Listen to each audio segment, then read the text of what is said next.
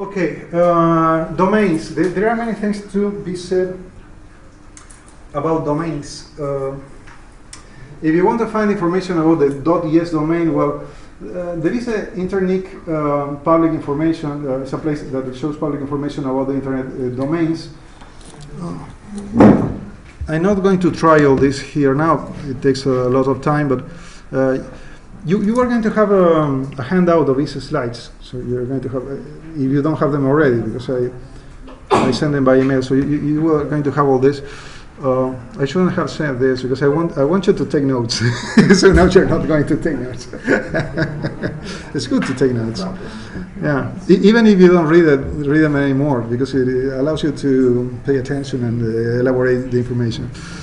Well, so if you get here into internet, you can find information about domains, who owns who there is a whois service here that you can, for instance, write domain ua.es,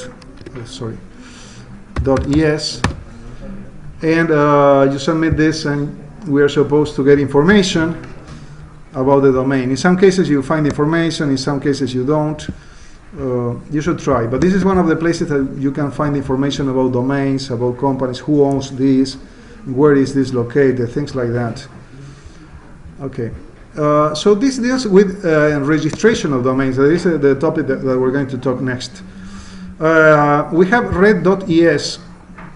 That is the institution, company, I don't know how to say it, that handles, basically it handles the academic networks. So you find Rediris here, and many times when you get information about where something comes from and you're using the university network, you will find Rediris mentioned. So Rediris is actually the academic network.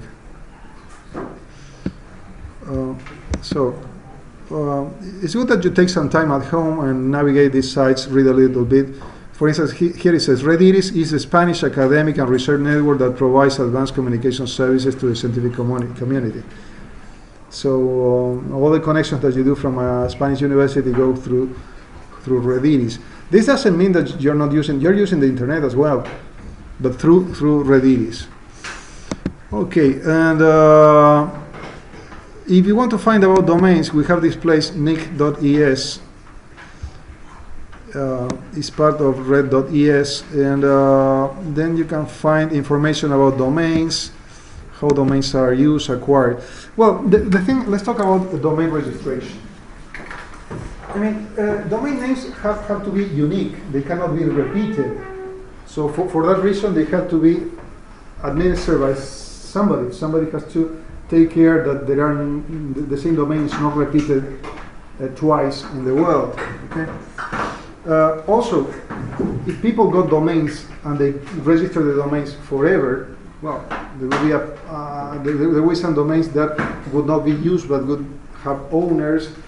So there is a system of domain registration in the internet where the handling of domains is divided by countries. Every country handles their own domain, and also there are companies that allow you to register. So you register a domain through some third party. You connect to some domain registration provider or company, and you can register a domain if it is free, and you have to pay for that. And the domain registration is not forever; it has to be renewed year by year. It's yearly. So the domain registration is by year. This prevents people from buying a domain and having it forever and perhaps not using it. So the domains, if you don't pay every year, will be released as free, and somebody else can acquire the domain. We can connect to this other one, dominions.es. Well, actually it gives us to the same place.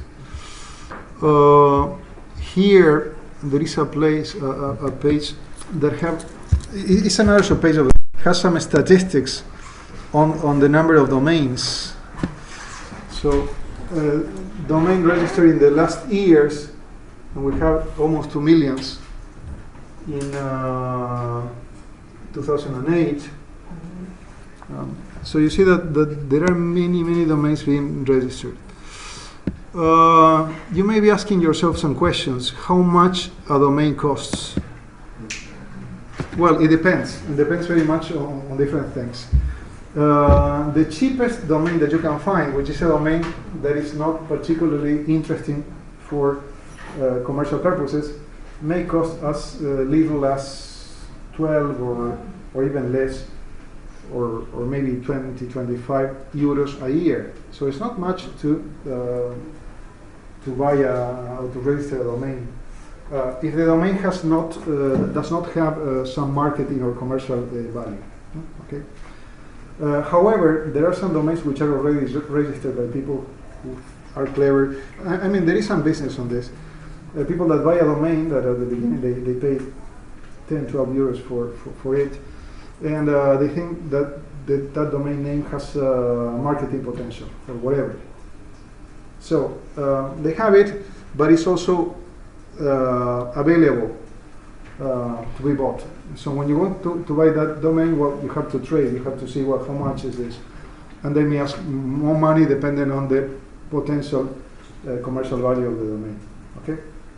It's a complex thing because there are domains and subdomains. We're going to see a little bit more, but really this is a very complex thing. And it may be very interesting for you because it's in some way it's similar.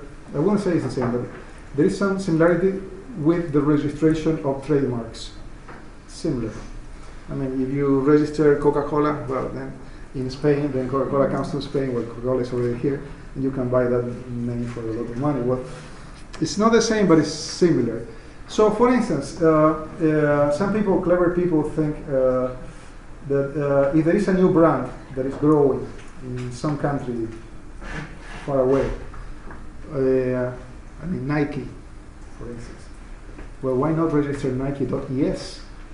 I mean, there is a .com, but if I register .es, then when they come to Spain, they're going to ask for that domain, and well, I may ask thousands of dollars for it.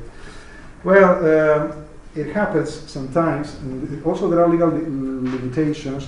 In some cases, go to trial, and in some cases, not always the owner wins. I mean, if you register a name of a famous big company within your domain and you don't use it for any purposes, only for speculation and pretending with the intention of selling it at a higher price to the company, well, if this, in many cases you get to an arrangement and companies pay for that because it's cheaper than going to trial. But if you go to a trial, the judge may say, well, you're not using actually the domain, so you have to give it away. I mean, but there are funny cases. I remember one, I don't actually remember the brand, but there was a famous brand. And there was also a small shop in Spain, in some small town, with the same name of that brand. And they had a domain, whatever brand.es, and they had a web page with that, and there was a family company, and the name was some part of the name of the mother and some part of the name of the, you know the kind of Juan Pau or whatever that they make a name with. Well, but it coincided with the name of famous brand. So when they came, well, they had no way to get it because the domain was used for a reasonably believable, fair purpose. And if they wanted to keep it, they could keep it, and the company had to find something else. It happens something similar with brands. Well, I'm sure if you haven't already seen, you're going to see a lot of brands here. But I remember the case of Texaco and Esso, the Esso Standard Oil Company, and Exxon. At some point, they had to change the name because it was registered in some states, or I don't know, they had a problem with that. Well, it happens also with domains. So it's not straightforward. It's kind of tricky. In some cases, you can get a lot of money by registering a domain that has some value, some potential. In some other cases, you don't. But the thing is that there's a lot of trading of domain names. So it's easy to find a domain name unless it is already registered by somebody else. So most people have a domain name with their own name. I mean, Alex whatever .es or .com. And even if it is a similar name, you can change. Instead of registering .es, you get .net or .org or whatever, and you have your name in a domain. Okay, by 10 or 12 or 15 euros a month. Domains have to be renewed, and it's year by year. Now for instance, at this time, I'm the secretary of an academic association, the Hispanic Digital Humanities. It's a group of people of digital humanities, and we have a domain, humanidadesdigitales.org, and also humanidadesdigitales.com. And every 9th of February, I remember it very well because I'm the secretary and I have to do that. I have to talk, also they remember me, I have to talk to a computer company in Galicia that handles our domain name for the domain to be renewed, and we have to pay something like 12 euros or something every year for the domain to be renewed. If we didn't do that, the domain would be freely available and somebody else may buy it. It happened, and there are some funny stories. I'm going to tell you one. It was the year 2000. I went to a conference called Digital Libraries 2000 that was in San Antonio, Texas. Very nice town, very nice place in the United States. And the web of the conference was www.dl00.org. Okay, Digital Libraries 2000. Okay. I went there. I had a web page of my own, my personal web page. So in some place of the web page, I just wrote a note that I attended the conference and some links and whatever. And I put a link to that.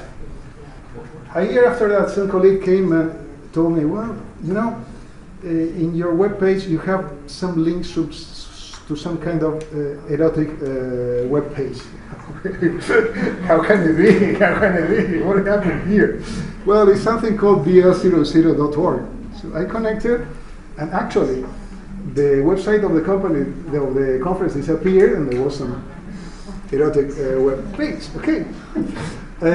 What happened? Well, at the next conference, I mean, everybody was commenting and laughing at. Somebody of the organizers forgot to renew the domain. And you know, there is a trick. This is why I tell you the story. There is a problem with this. There are some kind of mafia, between quotes, because actually, well, they are just opportunists. This is legal. I mean, the thing is legal. That buy domains that have been abandoned or forgotten by their owners to profit from residual traffic. Residual traffic is the traffic that a domain receives for some times, even if the content is changed. I mean, I had a link to that thinking that it was the Digital Libraries 2000 conference, so anybody getting into my page would click on that. And if they buy the domain, they will receive for a certain time some traffic of people that think they're linking to something different. And they get money by the traffic, because you can advertise whatever you want there, and sometimes you are paid by hits. So if you get a lot of hits, well, you get some money. Okay, so between this kind of buying and selling of domain names, there are also people trying to buy domain names which are abandoned or forgotten and have some residual traffic for some time, because after 1 year, two or three, all the links are to that are deleted and the traffic is reduced, but they get some money from that. So don't think that if you forget to renew your domain, nobody's going to get your domain because it's not interesting. For instance, in my case of Humanidades Digitales, who's going to get that? I mean, it's very specific. Well, there's people that pay attention to get those domains because they profit from them. There are more examples. Well, if we connect now to the DL00, there is something else. This is DL00 nowadays. It's been like this for several years. So in the end, after this kind of mafia opportunists use the domain to profit from residual traffic, they put it also, they release it for sale, and some company or somebody else buys it. So this seems to be some kind of a project management company. DL00. And these are the ones who own the domain that in the year 2000 was a Digital Libraries Conference.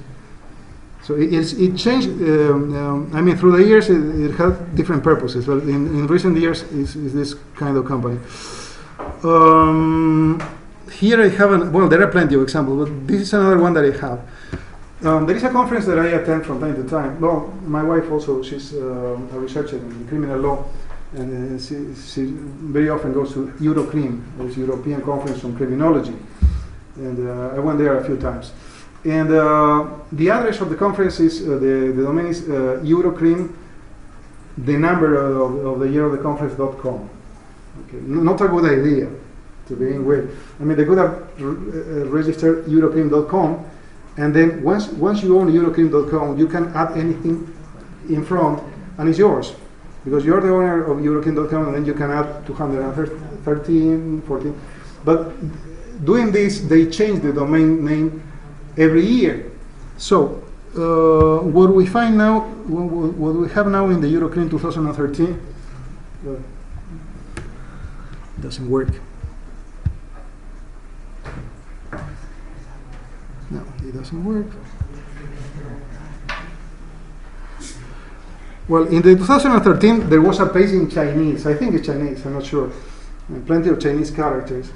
In the 2014, Hello Welt, this looks like German, or yes, it says Willkommen zur deutschen Version von WordPress. WordPress in German. Okay. Nothing to do with Eurocrim. So these domains it's a very bad idea, but they do it this way. They register a domain with the year of the conference, a different domain every year, and they leave it abandoned the following year. So it changes. I mean, in 2013 there was a, I'm going to write here 2013 to see what happens. There was a Chinese web page. Well, this is also a very common thing. When you find a page like this, which is completely uninteresting, and it had links to something, I mean, sometimes you find pages which are awfully designed, and it has some links that says shoes, and the other says cars, and the other says movies. You say, I mean, what is this mixture of links with no logic? Well, they profit if you click on any of those links. So they're not nice, they're not being taking much care, but whichever you link, they're going to get some small money. I'm going to try 2013. It may not be working. So, well, this is a Eurocrim 2013. It may not be Chinese, maybe Korean. I really don't know. Japanese? Okay, good. So, I heard that you've been talking that you were studying Japanese. Oh, no, I was planning to, but I haven't actually. Well, it's been worth I can't read this, I can just recognize it. Oh, good. Well, at least you can recognize it. I cannot even do that. So, well, you know, if you follow the different years, the thing has been changing a lot.